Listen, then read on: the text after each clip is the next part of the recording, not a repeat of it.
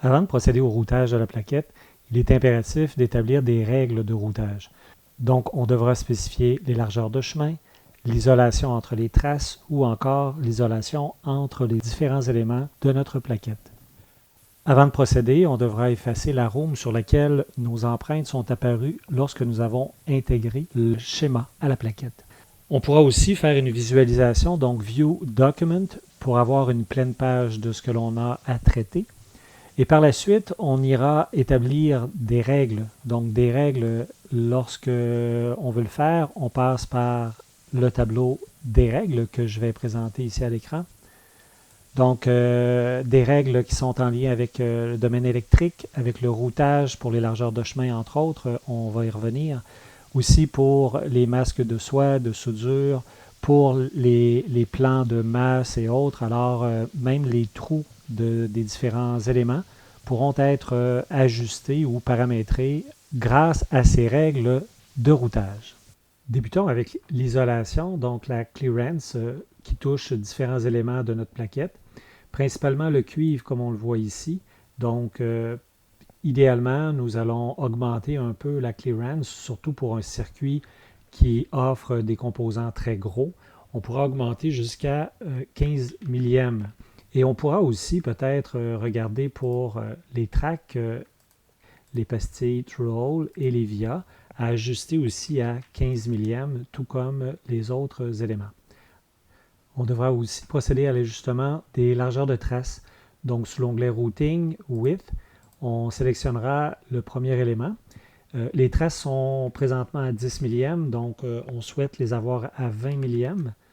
On pourra procéder en sélectionnant dans un premier temps. Et pour passer d'un élément à l'autre, on appuie simplement sur Table. On a procédé à l'ajustement des largeurs de traces de l'ensemble du circuit. Mais dans bien des cas, on voudra avoir des traces spécifiques à des dimensions différentes. Alors pour y arriver, on ferme tout simplement cette fenêtre-ci et on utilise une petite fenêtre de Wizard qui est en fait un aide que le logiciel fournit pour créer des règles. Celle qui nous intéresse ici se retrouve sous l'onglet Routing. Il est question des largeurs de chemin. Alors, on sélectionne la règle, on appuie sur Next. On demande à ce que ce soit fait pour quelques nets parce qu'on souhaite toucher au VCC et au ground.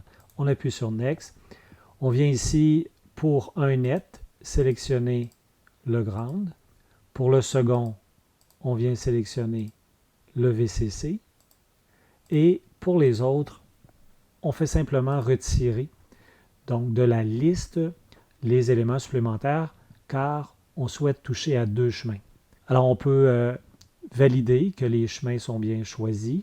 On appuie sur Next et on appuie une dernière fois sur Next pour voir la règle établie ici. Donc une règle qui porte un nom un peu particulier, Width 1. Alors on pourrait changer le nom pour Alim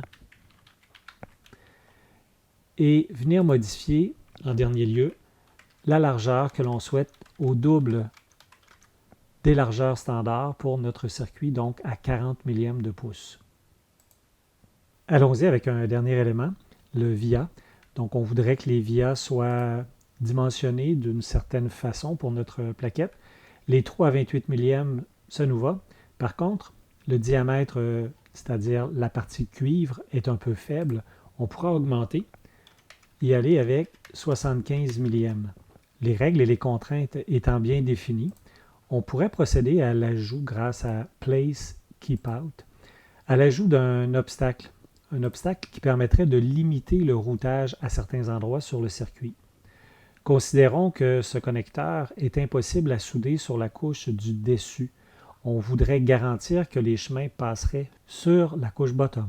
Alors on pourrait, après avoir sélectionné un élément Keep Out, faire le tour de cet élément, comme ceci, et définir par la suite ce que l'on veut retirer du Keep Out. Alors ici, on pourrait demander à ce que les via soient éliminés, à ce que les tracks ne soient pas possibles ou qu'il n'y ait absolument aucun cuivre sous cet élément. Généralement, on demandera à ce que les tracks et les via ne soient pas passés de cette façon. on garantirait que les chemins seraient passés sur la couche bottom. À faire très attention, présentement, cet obstacle est défini sur la couche top. Vous devez faire attention à l'endroit où vous définissez la couche. Ce que la règle dit, c'est qu'il n'y aurait pas de via ou de track sur la couche top lorsque c'est dessiné tel que présenté.